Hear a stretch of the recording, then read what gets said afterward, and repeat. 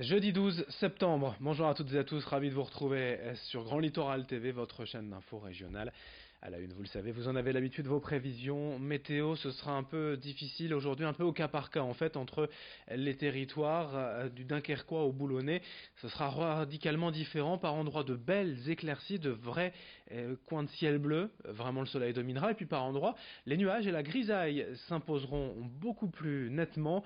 Bref, la météo au cas par cas, avec les prévisions complètes juste après ce journal, pour un peu plus identifier ce qui vous concerne chez vous. Notez que les températures sont quand même assez douces.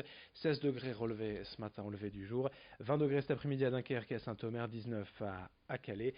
Par endroits du soleil, à d'autres des nuages, on en reparle juste après ce journal. Une première image pour débuter à Calais, la restauration d'un des symboles de la ville, la sculpture emblématique des six bourgeois de Rodin avait bien besoin d'un coup de frais après avoir bougé de son socle et subi l'érosion ces dernières années. Autant de phénomènes extérieurs et naturels, néanmoins l'activité humaine est également en cause dans la dégradation de la statue avec le tourisme et tous ceux qui viennent s'appuyer sur la structure pour y prendre une photo. Pour lui rendre sa splendeur, les restaurateurs ont procédé en deux étapes. D'abord solidifier le socle, puis nettoyer méticuleusement la sculpture pour y poser la cire. Explication au micro de Corentin Escaillé. C'est un privilège effectivement de pouvoir travailler sur une œuvre aussi importante.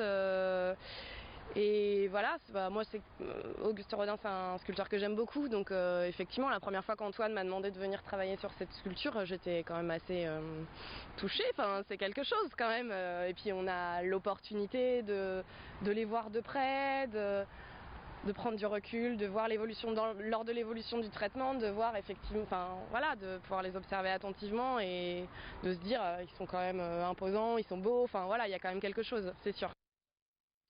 Autre actualité à Elfaux, près de Saint-Omer, le projet d'implantation de 5 éoliennes sur la commune est toujours au point mort, plusieurs mois après l'enquête publique et plusieurs années après une pétition contre le projet signée par 612 personnes sur les 700 foyers que compte la ville, ainsi qu'un rassemblement de riverains opposés en mai dernier.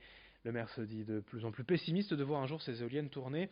Le commissaire enquêteur lui a déjà validé le dossier et l'a rendu à la préfecture. C'est elle qui prendra d'ailleurs la décision dans les mois à venir, mais en cas de validation, il ne fait aucun doute, selon le maire d'Elfaux, Francis Marquand, que les opposants au projet feront appel. On l'écoute au micro de Corentin Escaillé. Bon, le début des travaux. Si ça se fait, bon, je ne connais pas la position. Je sais que le commissaire enquêteur a mis un avis favorable. Il a répondu avec la société à toutes les observations qui ont été mises. Et bon, je pense qu'un projet tel qu'il est, s'il est accordé, bon. Comme tout projet éolien, il y aura certainement des recours, donc le début des travaux, il se passera encore quelques années à mon avis avant que ça se fasse. Un mot d'emploi aussi dans ce journal avec comme toujours des opportunités de recrutement à vous faire partager. La société de vente à domicile Charlotte Lingerie recrute actuellement 150 conseillères ou conseillers dans la région. Pas de bureau ou de poste fixe, ici des réunions à domicile chez les clientes pour les conseiller en lingerie et prêt-à-porter afin de recruter ces 150 nouveaux salariés. Notez que la société Charlotte Lingerie sera samedi matin de 9h à 10h30 sur le parking de l'espace Jean Villard à Coudekerque, branche notée si vous êtes intéressé. L'emploi toujours, on a déjà parlé de ce phénomène. En Belgique, de l'autre côté de la frontière, la Flandre belge bien sûr, profite depuis plusieurs années du plein emploi, 3 à 4% de taux de chômage à peine contre plus de 10% ici, et les salaires sont souvent plus élevés. Du coup, les entreprises belges se tournent vers la main-d'œuvre française et nordiste. Et il y a de nombreux avantages, selon une responsable de l'agence belge Convert, au micro de Rémi Desremeaux. Nous, en Belgique, les salaires sont beaucoup plus importants. La cotisation sociale est également moins importante. Donc, vous gagnez plus et vous avez moins de taxes. On paye également l'abonnement social. Donc, ce sont les frais de déplacement entre votre domicile et votre lieu de travail. Et il y a aussi d'autres avantages tels que des primes d'équipe, des chèques repas et autres. Mais dans quel secteur pouvoir postuler en Belgique? On écoute de nouveau cette responsable recrutement. Il y a plusieurs secteurs d'activité. Au niveau du secteur tertiaire, ça sera un peu plus limité parce que souvent il y a le néerlandais. Mais sinon, dans le secteur, du secteur ouvrier, la production, quelle qu'elle soit, donc ça va des conducteurs de ligne, des caristes, des chauffeurs permis CE. On est sur aussi des métiers plus techniques, donc les soudeurs, tout ce qui touche à la maintenance également, sont très prisés sur le territoire belge. Du football aussi dans ce journal avec le championnat national qui se poursuit. Et demain soir, Dunkerque reçoit Ajaccio au stade Tribu. Boulogne se déplace en Auvergne au Puy-en-Velay. Les Boulonnais reviennent sur 3 victoires en 3 matchs et sont revenus à la 6e place du classement. Un retour en forme au meilleur moment puisque les Rouges et Noirs vont enchaîner 2 déplacements. D'abord donc au Puy-en-Velay ce vendredi avant d'aller en Corse à Ajaccio la semaine prochaine. Pour cette rencontre, l'entraîneur Laurent Guyot peut compter sur le retour de Rémi Dutertre, le latéral gauche, suspendu 4 matchs. Les Boulonnais d'ailleurs lourdement sanctionnés depuis le début de saison. Ils en sont déjà à 4 cartons rouges en 6 matchs. On écoute le coach Laurent Guyot, forcément satisfait d'avoir pris 9 points lors des 3 dernières rencontres.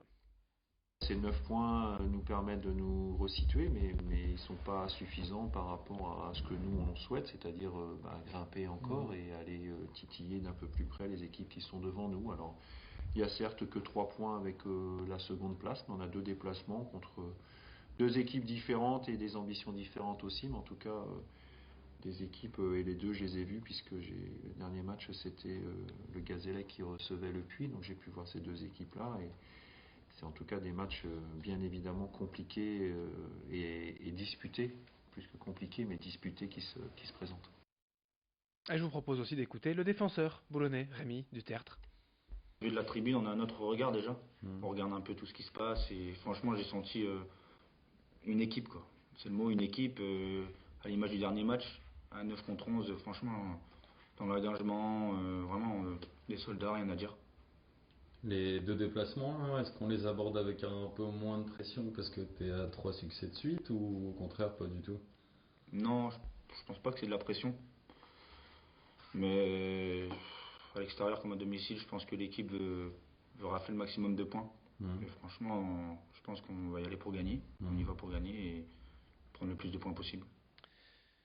Boulogne au déplacement donc en Auvergne au Puy-en-Velay et Dunkerque qui accueille Ajaccio ce vendredi à 20h pour cette nouvelle journée de national. Notez également une dernière information pratique. La poste de Guînes fermée depuis près d'une semaine à cause bien d'une infection sanitaire, une invasion de puces, devrait rouvrir ce samedi matin selon nos informations et les informations de Nord Littoral. Merci de nous avoir suivis. Dans un instant la suite sur Grand Littoral TV, vos prévisions météo.